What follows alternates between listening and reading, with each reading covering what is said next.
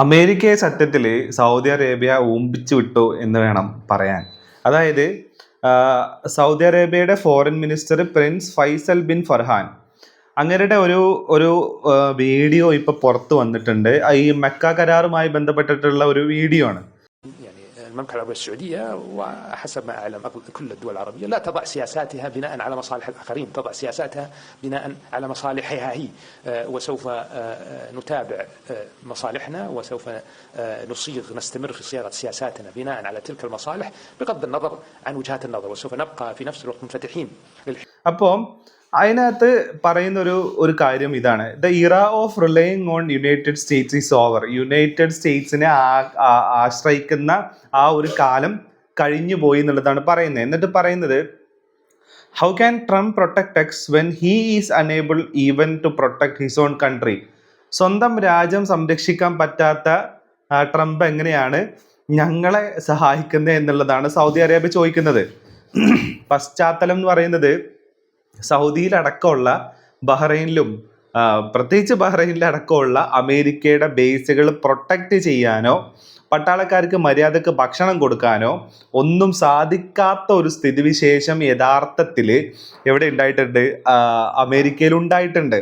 അപ്പോൾ ആ ഒരു സാഹചര്യത്തിലാണ് മക്ക കരാർ വരുന്നതും അതുമായി ബന്ധപ്പെട്ട് സൗദി അറേബ്യയുടെ ഫോറിൻ മിനിസ്റ്റർ ഇങ്ങനെ ഒരു കാര്യം കൂടെ പറയുന്നത് എന്നുള്ളതാണ്. ലോകത്ത് ഇന്നേ വരെ ഒരു അമേരിക്കൻ പ്രസിഡന്റിന് സ്വന്തം രാജ്യം സംരക്ഷിക്കാൻ പറ്റാത്ത ഒരു അമേരിക്കൻ പ്രസിഡന്റിന് എങ്ങനെയാണ് വേറൊരു രാജ്യം സംരക്ഷിക്കാൻ പറ്റുക? ഇങ്ങനെ ഒരു സാധനം ലോകത്ത് ഇന്നേ വരെ ഒരു അമേരിക്കൻ പ്രസിഡന്റിനെ കുറിച്ചോ അമേരിക്കയെ കുറിച്ചോ ആരും പറഞ്ഞതായിട്ട് എൻ്റെ ഓർമ്മയിലില്ല. ഞാൻ തപ്പിയിട്ട് കണ്ടിട്ടുമില്ല. കാരണം അമേരിക്കൻ പ്രസിഡന്റിനെ അമേരിക്ക പോലും സംരക്ഷിക്കാൻ പറ്റാത്ത എന്ന് പറയുന്നൊരു word, it's A huge word അല്ലേ? അമേരിക്ക സംരക്ഷിക്കാൻ പറ്റുക എന്ന് പറഞ്ഞു കഴിഞ്ഞാൽ ഡയറക്റ്റ് ആയിട്ട് അമേരിക്കയെ ഏതെങ്കിലും ആക്രമണത്തിൽ നിന്ന് സംരക്ഷിക്കാൻ പറ്റുന്നില്ല എന്നുള്ളതല്ല. അമേരിക്കയുടെ ബേസുകൾ, ഈ പറയുന്ന മിഡിൽ ഈസ്റ്റിലുള്ള അമേരിക്കൻ ബേസുകൾ സംരക്ഷിക്കാൻ അമേരിക്ക കൊണ്ട് പറ്റുന്നില്ല.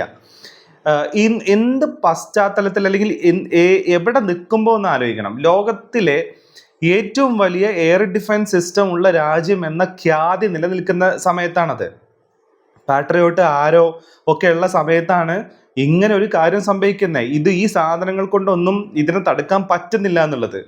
ഈ F-35 കരാറിൽ നിന്നും തുർക്കിയെ പുറത്താക്കാനുള്ള പ്രധാനപ്പെട്ട റീസൺ ആയിട്ട് വന്നെന്ന് പറഞ്ഞിരുന്നത് തുർക്കിയുടെ കയ്യിൽ S-400 ഉണ്ട് എന്നുള്ളതാണ്. അപ്പൊ അന്ന് എനിക്ക് തോന്നിയായിരുന്നു തുർക്കിയുടെ കയ്യിൽ S-400, റഷ്യയുടെ S-400 ഉള്ളത് കൊണ്ട് തന്നെ തുർക്കി F-35 വാങ്ങിയാൽ എന്താ പ്രശ്നം എന്നുള്ളത്. പക്ഷെ ടെക്നോളജി ചോർന്നു പോകും. അപ്പൊ അങ്ങനെ ചോർത്തിയെടുക്കാൻ മാത്രമേ ഉള്ളൂ ഈ കൊട്ടിഘോഷിക്കപ്പെട്ട സാധനങ്ങൾക്കെല്ലാം എന്നുള്ളതാണ് ഈ കാര്യങ്ങളൊക്കെ കാണുന്ന സമയത്ത് നമുക്ക് മനസ്സിലാവുന്നത് എന്നുള്ളതാണ്. മാത്രമല്ല, ഇതിനകത്ത് പട്ടാളക്കാരുടെ മെന്റാലിറ്റി, ഇപ്പോൾ ഫൈറ്റർ ജെറ്റുകൾ ഉപയോഗിക്കുന്നതാണെന്നുണ്ടെങ്കിൽ ഇപ്പൊ എയർ അറ്റാക്ക് ആണല്ലോ ഇവർ കൂടുതൽ നടത്തുന്നത്. അപ്പോൾ അതിലെ പൈലറ്റുമാരുടെ ഒരു മാനസികാവസ്ഥയുണ്ട്. അതും കൂടെ നമ്മളൊന്ന് മനസ്സിലാക്കണം. അതായത് ഇസ്രായേലിനും നെതന്യാഹുവിനുമെതിരെ ആഞ്ഞടിച്ച് യുദ്ധവിമാനത്തിന്റെ ചിറകില് പ്രതിഷേധക്കുറിപ്പുകൾ, പട്ടാളക്കാര് അവര് ഉപയോഗിക്കുന്ന യുദ്ധവിമാനത്തിന്റെ ചിറകുകളിൽ പ്രതിഷേധക്കുറിപ്പുകൾ, ഡിസന്റ് നോട്ടുകൾ എഴുതി വെച്ചിരിക്കുക എന്നുള്ളതാണ്. അപ്പൊ അത് ഏതൊക്കെയാ നമുക്ക് നോക്കാം. ഓപ്പറേഷൻ എപ്സ്റ്റീൻ ഫ്യൂറി അത് കൊള്ളാം. ഓപ്പറേഷൻ എപ്പിക് ഫ്യൂറി എന്നാണ് ട്രംപ് പേരിട്ടേക്കുന്നത്. പക്ഷെ ഈ യുദ്ധവിമാനത്തിന്റെ ചിറകിൽ എഴുതി വെച്ചിരിക്കുന്ന ഒരു നോട്ട് എന്ന് പറയുന്നത് ഓപ്പറേഷൻ എപ്സ്റ്റീൻ ഫ്യൂരി എന്നുള്ളതാണ്. എപ്സ്റ്റീൻ ഫ്യൂരി, അതായത് എപ്സ്റ്റീൻ ഫയലുകൾ കാണിച്ച് ഭീഷണിപ്പെടുത്തിയിട്ടാണ് ട്രംപിനെ ഇസ്രായേൽ ഈ യുദ്ധത്തിലേക്ക് വലിച്ചഴിച്ചിരിക്കുന്നത് എന്നുള്ളതാണ്. ലോകത്ത് കുറേ ആൾക്കാർക്കുള്ള ഒരു അത് എങ്ങനെ പറയാം, ആളുകൾക്ക് അത് മനസ്സിലാവും എന്തുകൊണ്ടാണ് ഇങ്ങനെ ഇറങ്ങുന്നത് എന്നുള്ളത്. ഇനി അടുത്തത്, peace deal 64 incoming, all this for the holy land. അതായത് എന്താ പറയുക, പരിശുദ്ധമാക്കപ്പെട്ട ഭൂമിക്ക് വേണ്ടിയിട്ടാണല്ലോ ഇതെല്ലാം. അതായത് അമേരിക്കയെ സംരക്ഷിക്കാനോ അമേരിക്കക്കുള്ള ഏതെങ്കിലും ത്രെട്ടിനെതിരെ നിലനിൽക്കാനോ അല്ല തങ്ങൾ ഈ ഫൈറ്റർ ജെറ്റുകൾ പറത്തുന്നേ, ഈ വാർഫീൽഡിലേക്ക് പോകുന്നേ. ഇതെപ്പോ തകർന്ന് വീണു പോകുന്ന പോലും അറിയാത്തത്. അപ്പൊ അങ്ങനെ പോകുമ്പോൾ അമേരിക്കക്ക് വേണ്ടിയാണോ? അല്ല. എന്തിനു വേണ്ടിയാ? ഹോളി ലാൻഡിന് വേണ്ടി, ഇസ്രായേലിന് വേണ്ടി എന്നുള്ളതാണ്. ഈ കാര്യത്തിലൊക്കെ ആക്ച്വലി പ്യുവർ കൺവിക്ഷൻ ഈ പറയുന്ന അമേരിക്കൻ പട്ടാളക്കാർക്ക് ഉണ്ട് എന്നുള്ളത് തന്നെയാണ് മനസ്സിലാവുന്നത്. ഇനി അടുത്തത്, I love Israel, I am a god going. ഇസ്രായേലിനെ അധിക്ഷേപിച്ചിട്ടുള്ള അധിക്ഷേപ പദമാണ് ബീബീസ്. അത് അങ്ങനെ പറയാൻ പറ്റുന്നില്ല. അപ്പൊ അത്തരത്തിലുള്ള വാക്കുകളൊക്കെ എഴുതി വെച്ചിരിക്കുകയാണ് ഈ വിമാനത്തിന്റെ ചിറകിൽ എന്നുള്ളതാണ്. അതിൽ എനിക്ക് ഏറ്റവും ഇഷ്ടപ്പെട്ടത് ഓപ്പറേഷൻ എപ്സ്റ്റീൻ ഫ്യൂറി എന്നുള്ളതാണ് കേട്ടോ.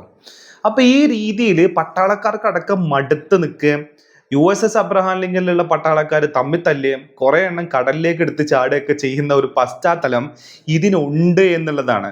അപ്പോൾ ഇതെല്ലാം നോക്കുന്ന സമയത്ത് ശരിയാ, സ്വന്തം രാജ്യം സംരക്ഷിക്കാൻ പറ്റാത്ത, സ്വന്തം പട്ടാളക്കാരെ മോട്ടിവേറ്റ് ചെയ്യാൻ പറ്റാത്ത, പീറ്റ് എക്സെക്ട് ചെന്ന് 4 പുള്ളപ്പൊക്കെ എടുത്തിട്ട് പുഷപ്പൊക്കെ എടുത്തിട്ട് പട്ടാളക്കാരിങ്ങനെ എന്താ പറയാ, ഇവരെങ്ങനെ ഇതാക്കുന്നുണ്ടായിരുന്നു. മറ്റേ നമ്മളെ ട്രംപ് അണ്ണൻ അങ്ങനെ പറഞ്ഞു എന്നൊക്കെ പറഞ്ഞിട്ടുള്ള സാധനം പറയുന്നുണ്ടായിരുന്നു. വലിയ കാര്യമൊന്നുമില്ല, എല്ലാം ഇങ്ങനെ നിൽക്കുന്നുണ്ടായിരുന്നു അതിനകത്ത്. അറിയാം അണ്ണന്റെ എപ്സ്റ്റീൻ ചോരാതിരിക്കാൻ വേണ്ടിയിട്ടല്ലേ ഇപ്പൊ ഈ പോകുന്നതെന്നുള്ളത് എല്ലാവരുടെ മനസ്സിലും ഉണ്ടാവും ചോദ്യങ്ങൾ. അപ്പൊ ആ രീതിയിലേക്ക് കാര്യങ്ങൾ മാറി മറിയുന്നു. സൗദി അറേബ്യയൊക്കെ വേറെ ടേൺ എടുത്ത് വേറെ വഴിക്ക് പോകുന്നു. എന്നിട്ട് അവർ വേറെ വഴിക്ക് പോകുമ്പോൾ അണ്ണൻ വീണ്ടും പോസ്റ്റ് ഇടും. അതായത് വളരെ സന്തോഷമുണ്ട്, സ്വന്തം കാര്യം നോക്കാൻ മാത്രം ഇവർ പ്രാപ്തരായതിൽ എനിക്ക് വളരെ സന്തോഷമുണ്ട് എന്നൊക്കെ പറഞ്ഞിട്ടുള്ള പോസ്റ്റ് ഇടും. അണ്ണനെ കൊണ്ട് ഇപ്പോൾ പോസ്റ്റ് ഇട്ട് കളിക്കാൻ മാത്രമേ പറ്റുള്ളൂ, റിയാലിറ്റിയിൽ ഇറങ്ങി കളിക്കാൻ അണ്ണനെ കൊണ്ട് ഇപ്പോൾ പറ്റൂല. ഇനിയിപ്പോൾ കിങ്ങിനെ കൂട്ടുപിടിച്ചിട്ട് എന്തെങ്കിലും പരിപാടി നടത്താൻ പറ്റുമോ എന്നുള്ളതാണ് ഇപ്പൊ നോക്കുന്നതെന്നുള്ളതാണ്.